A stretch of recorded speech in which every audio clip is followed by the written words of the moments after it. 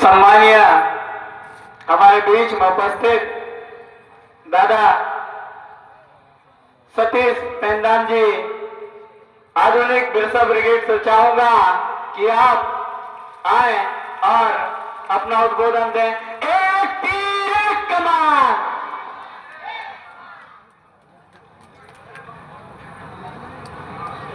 Hello, आप लोग ऐसे बैठ जाओ, आ जाओ, अंदर आ जाओ। जितने मर्द लोग हैं दादा, हेलो, जितने भी मर्द हैं अंदर आ जाओ, थोड़ा आ जाओ भैया, अंदर आ जाओ, चलो जल्दी आ जाओ, बैठ जाओ, थोड़ा आ जाओ, इधर आ जाओ, अंदर आ जाओ, इधर सामने बैठ जाओ, आ जाओ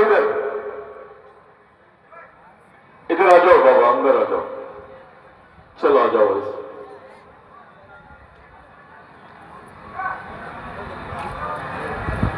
बैठ जाओ, इधर बैठ जाओ, खड़े मत रहो, थोड़ा आराम से बैठ जाओ, आ जाओ ऐसे, आ जाओ, अंदर आ जाओ।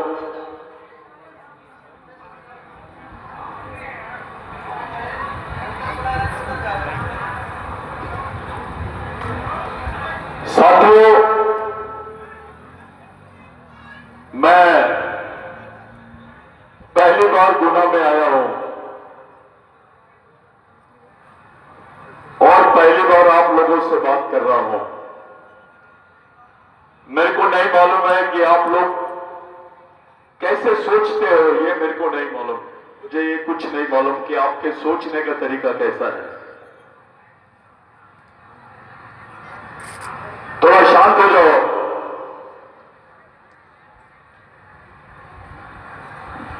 अभी जो माहौल चल रहा है देश में, उस माहौल में कोई नहीं चाहता है कि भारत में आदिवासी दिवस मनाए। पहले इनको नहीं लगा, उनको लगा कि भाई ये आदिवासियों को कुछ नहीं समझता है। लेकिन जैसे जैसे पूरा आदिवासी समाज सड़क पे आने लग गया तो प्रशासन की नींद उड़ गई। शेर तो जग रहा है, ये तो एक जगह आने लग गए हैं, तो सबको लगने लगा कि भाई आदिवासी एक जगह नहीं आना चाहिए। अगर ये कौम एक जगह आ गई तो सबको मालूम हो जाएगा कि इस देश का मालिक कौन है, इस देश का ओरिजिनल मालिक कौन है, ये सबको मालूम हो जाएगा। और ये लोग प्रयत्न कर रहे हैं कि ये बात दबाई जाए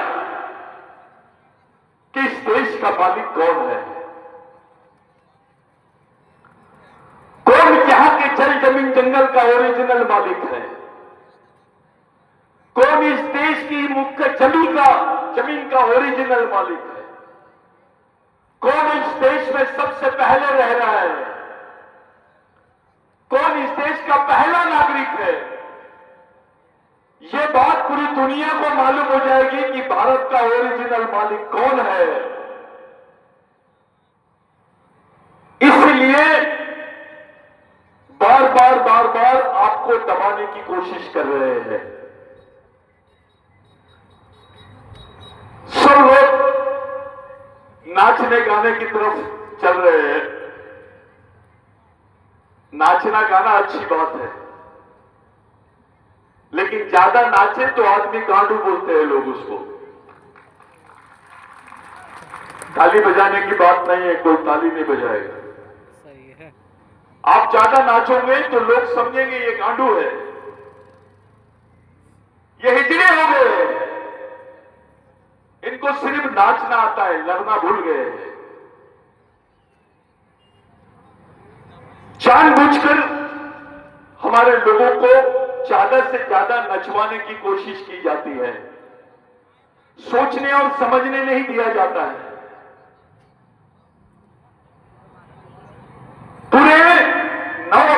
दिन मेरा ध्यान था कि मध्य प्रदेश से कोई आदिवासी नेता या कोई और नेता ये बात को सामने लाए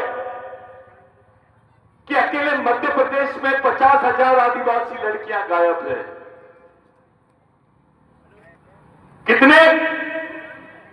50,000 आदिवासी लड़कियां गायब है। वो कहां गई? उनको मारा गया कि उनको बेचा गया या मारी? वो कहां पर है? कोई अता पता नहीं है। इस प्रश्न पर कोई बात करने के लिए तैयार नहीं है। कोई नेता, कोई पार्टी इसको सड़क पर लाके बात करने के लिए तैयार नहीं है। और दूसरों की तो छोड़ो, अपने भी लोग बात नहीं करते इसमें। तो ये जो सोच बन रही है, ये सोच गैर सामाजिक सोच है, सामाजिक सोच नहीं है। एक किसी उच्च वर्णीय लड़की अगर देश में कुछ हो जाता है दिल्ली में, तो पूरे दिल्ली में आग लग जाती है। लेकिन अकेले मध्य प्रदेश में 50,000 आदिवासी लड़कियां गायब है, कोई बात नहीं करता इस पर। इससे ज्यादा और कौन सी बड़ी खबर होना? इससे ज्यादा बड़ी बात हो सकती है क्या कि एक लड़की गायब नहीं है, 10 लड़की नहीं, 100 लड़की नहीं, आदिवासी समाज की 50,000 लड़कियां गायब है।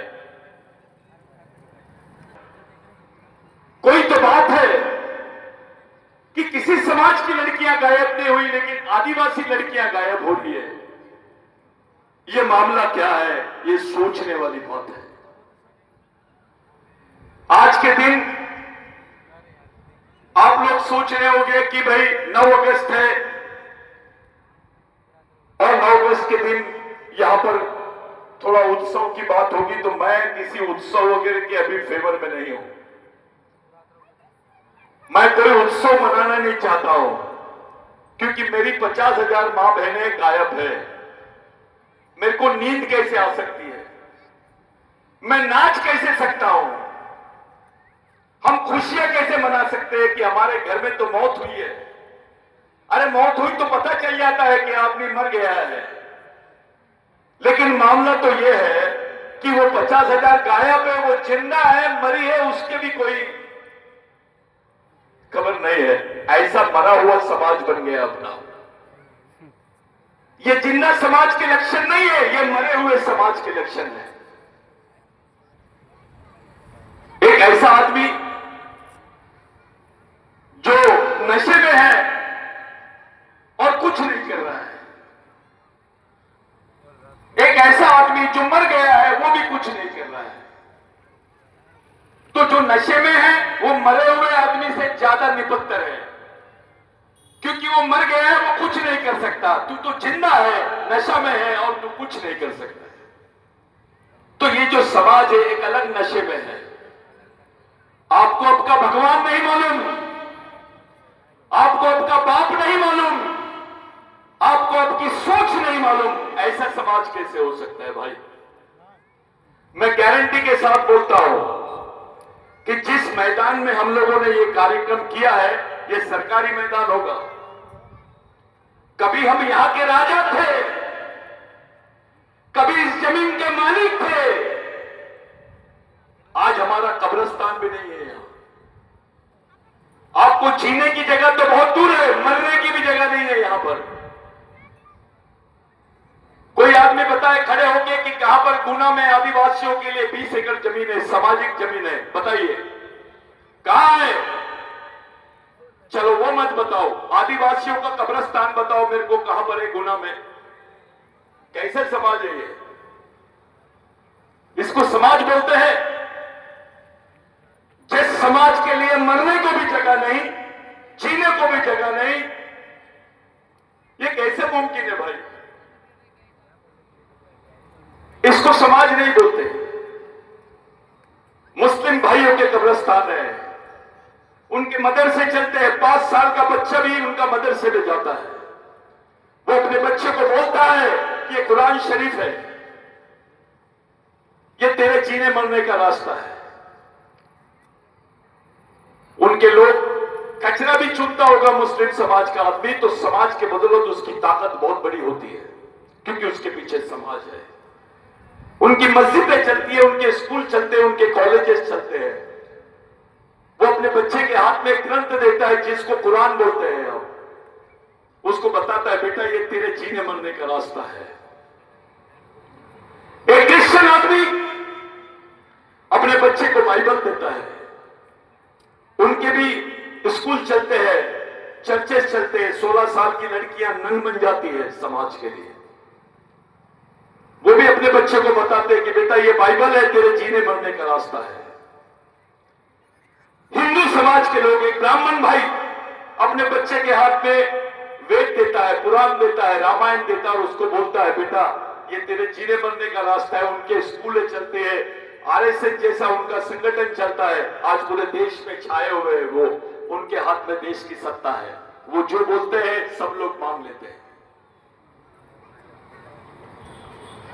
बौद्ध भाई जो डॉक्टर बाबा साहब आंबेडकर के विचारों में विश्वास करते हैं, उनके भी बौद्ध विहार चलते हैं, उनके भी कॉलेजेस चलते हैं, स्कूल चलते हैं। वहां पर भी समाज के लिए भिक्खू बन के घूमते रहते हैं।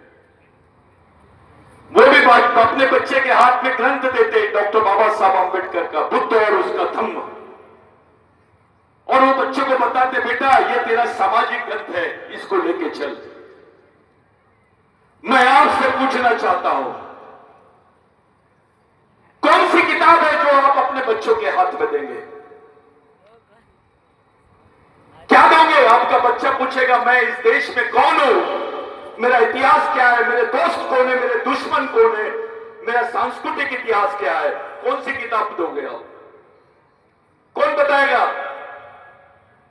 क्या दोगे आप? जब तक के किसी समाज का मिशन नहीं चलता है तब तक के वो समाज जिंदा नहीं रहता है। आपका क्या मिशन चल रहा है? अपने हाथ तो पूरी वैचारिक गांडूगिरी चल रही है। बिलाला अलग भाग रहा है, बारेला अलग भाग रहा है, भील अलग भाग रहा है, सरदार अलग भाग रहा है, सहारिया अलग भाग रहा है, गोंड अलग भाग रहा है। अगर तुम्हारा डीएनए एक है, तुम्हारी संस्कृति एक है, तुम्हारा खून एक है, तुम्हारे अधिकार एक है, तो समाज भी एक होना चाहिए। ये बिलाला का संगठन, ये भील का संगठन, इसको वैचारिक गांडूगिरी बोलते हैं। ये दो पल्ले की दुकान लगा रहे हैं सब लोग। समाज एक जगह कैसे आएगा इसके बारे में सोचो। इस देश में हिंदू होना बड़ी बात नहीं है, इस देश में मुसलमान होना बड़ी बात नहीं है, इस देश में क्रिश्चियन होना बड़ी बात नहीं है। इस देश में बड़ी बात है आदिवासी होना। जैसे ही आप अपने आप को आदिवासी बोलते हो, वैसे ही आपके मन में भावना आती है कि मैं इस देश का मालिक हूं, मैं इस देश में सबसे पुराना नागरिक हूं। यह सच्चाई है भाइयों। मोदी जी खड़े हो गए हमारे आदिवासी आदमी के सामने, सादा वाला पानी देना बाबा।